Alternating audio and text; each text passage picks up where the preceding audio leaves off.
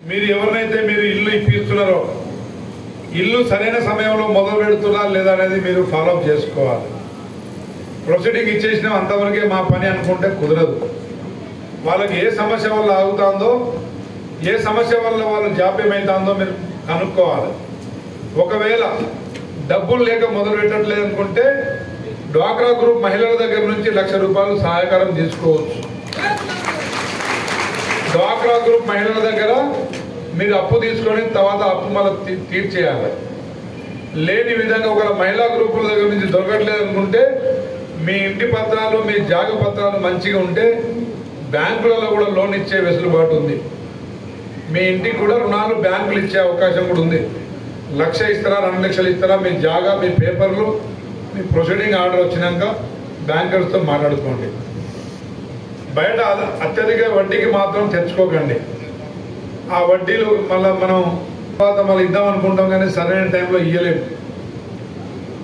ఇయ్యలేక దాని వడ్డీలు వాళ్ళు 1,00,000 తీసుకుంటే దానికి 2 లక్షలు అవుతుంది.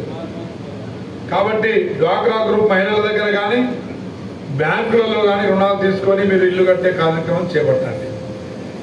అదేవిధంగా మా సోదరులు, మా అధికారులు ఇసుక విషయంలో మరి ఇసుక దొంగలు పట్టుకుంటున్నాయా అని సంవత్సరం నుంచి నేను మొత్తుకుంటుంటే దొంగలు టీఆర్ఎస్ దొంగల్ని పట్టుకోవట్లే.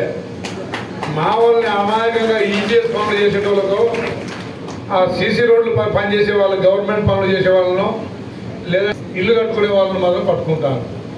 ఆ ట్రాక్టర్ తీసుకుపోయి స్టేషన్లో పెడితే ఆ పోలీస్ డిపార్ట్మెంట్ ఫైన్ కట్టించి ఫైన్ కట్టిన తర్వాత వాళ్ళు వదిలేసే పరిస్థితి కనబడతాను. నేను ప్రభుత్వంలో వచ్చిన మొదటి రోజు నుంచి మొత్తుకుంటున్నా ఇసుక ప్రభుత్వం రేపు ఇందిరమ్మ ఇల్లు ఇస్తుంది. ఇచ్చేటప్పుడు టోకన్ సిస్టమ్ పెట్టడము, ఆ గ్రామంలో ఉన్న ట్రాక్టర్లు నెంబర్లు తీసుకొని ఏ గ్రామంలో ఎన్ని ట్రాక్టర్లు ఉన్నాయో మీరు సంఖ్య తెలుసుకుంటే ఆ ట్రాక్టర్లలో ఎవరైతే కిరాయికి వస్తారో కిరాయికి ఇచ్చి వాళ్ళకు గుండుకుత కిరాయి ఇచ్చి తోలుకునే ఇసుక ఫ్రీగా తోలుకునే వెసులుబాటు ఇవ్వండి అని చెప్పి నేను కలెక్టర్ గారికి, మైనింగ్ ఏడి గారికి, మరి ఎస్పీ గారికి చెప్పడం జరిగింది. ముగ్గురు చెప్పినా కానీ మరి ఇందిరమ్మ ఇల్లు రావడం జాప్యమైంది. ఈలోపు వాగులన్నీ ఖాళీ అయిపోయినాయి. మళ్ళా 2 ఖాతాలు పోయినాయి అవన్నీ. ఇక నేను ఏం చేయాలో నాకు అర్థం కాని పరిస్థితి.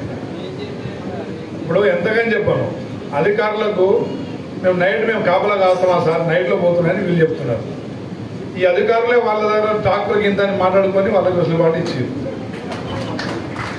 ఇక ఉన్నది చెప్తే ఇక మా అధికారులు ఫీల్ అవుతారు. సరే మీరు ఇప్పుడు వచ్చారు కాబట్టి ఇప్పటికైనా కొత్తగా వచ్చిన అధికారులు దయచేసి ఏ గ్రామానికి ఎన్ని ట్రాక్టర్లు ఉన్నాయి, ఆ గ్రామానికి ఎన్ని ఇల్లు ఇస్తున్నాం, ఏ ట్రాక్టర్ని కిరాయికి ఇస్తున్నారో రాసుకోండి. కిరాయి ఇవ్వని వాళ్ళు ఎక్కడ దొరికినా పట్టుకోండి. డంపులు ఉన్నాయి కదా సార్, ప్రతి విలేజ్లో డంపులు పెట్టుకుంటారు.